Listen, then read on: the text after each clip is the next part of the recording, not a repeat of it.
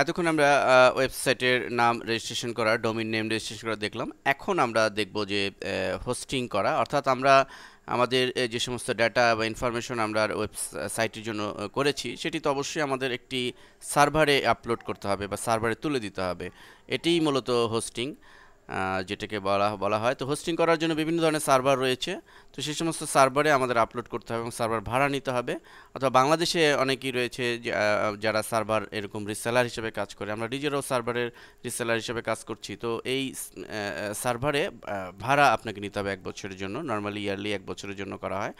তো এই আপনি সার্ভার ভাড়া নিয়ে এটিকে আপলোড করতে হবে। তো আপলোড করতে হবে এর মানে কি, অর্থাৎ আপনি যে ইনফরমেশনগুলো ওয়েবের জন্য করলেন এগুলো আপলোড করা। তো এই আপলোডিং সিস্টেমটির জন্য মূলত একটি সফটওয়্যার ইউজ করা হয়, সেটির নাম হচ্ছে এফটিপি সফটওয়্যার। বাজারে বিভিন্ন ধরনের এফটিপি সফটওয়্যার পাওয়া যায়। তো আমি আপনাদেরকে একটি প্রফেশনাল এফটিপি সফটওয়্যার, যার নাম হচ্ছে কিউট এফটিপি প্রফেশনাল, এই সফটওয়্যারটির মাধ্যমে আপলোডিং করা আমি দেখাচ্ছি প্র্যাকটিক্যালি। এখানে সফটওয়্যারটি যথাযথ ইনিশিয়াল করে নিতে হবে। প্রথমে ইনিশিয়াল করলে আমাদের এভাবে রান হবে।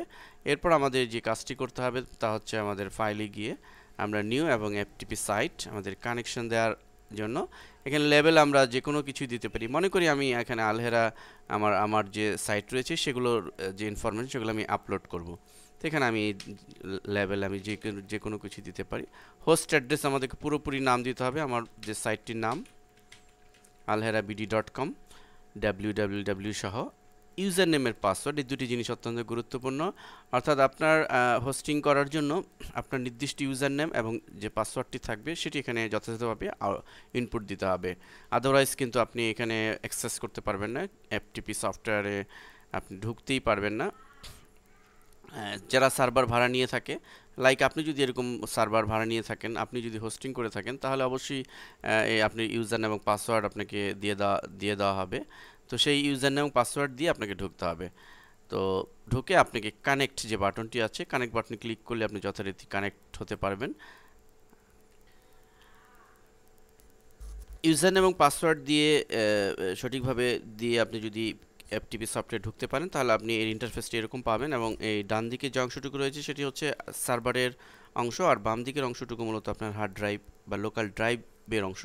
তো আমাদের প্রথমেই যে কাজটি করতে হবে, যে আমাদের ফাইলসমূহ আপলোড করার জন্য এখানে সরাসরি দিলে হবে না, এখানে যে পাবলিক HTML নামে যে একটি ফোল্ডার রয়েছে সেই ফোল্ডারের ভিতরে ঢুকে দিতে হবে। তো এটিকে আমরা ডাবল ক্লিক করে খুলব। আমরা পাবলিক HTML ফোল্ডারে ঢুকেছি, ওপেন করেছি।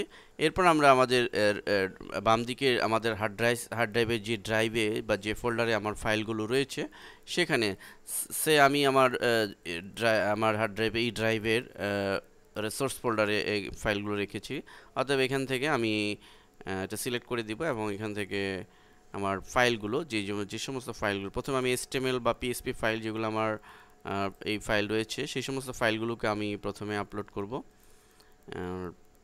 HTML এবং PHP এই ফাইলগুলোকে আপলোড করা কোনো কঠিন কিছুই নয়। এবং ইন্ডেক্স ফাইল, যেগুলো মেইন ফাইল, যে সমস্ত আমার মেইন যে ফাইলটি রয়েছে ইন্ডেক্স এবং অন্যান্য ফাইল, আমরা একাধিক ফাইল সিলেক্ট করে আপলোড করতে পারি।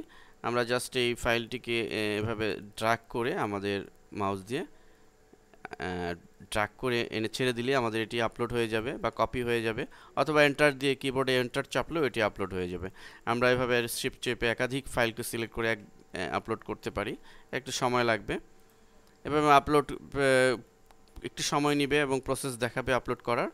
এবং সর্বোপরি আমার এই ওয়েবসাইটের জন্য অন্য যে সমস্ত ফাইল রয়েছে, SWF ফাইল অথবা অন্য ভিডিও ফাইল, এই ধরনের ফাইলগুলো আমাকে সাথে সাথে আপলোড করতে হবে।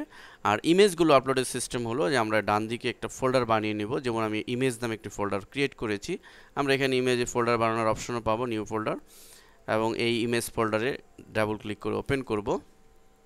এবং একইভাবে আমরা বাম দিকের যে আমার ইমেজ ফোল্ডারটি রয়েছে সেটিও ডাবল ক্লিক করে ওপেন করব। এবং আমার যে ইমেজগুলোকে আমরা আপলোড করতে চাই, একই পন্থায় আমরা এগুলোকে ড্র্যাগ করে এনে ডান দিকে ছেড়ে দিব, অথবা কিবোর্ড এন্টার চাপলেও হবে।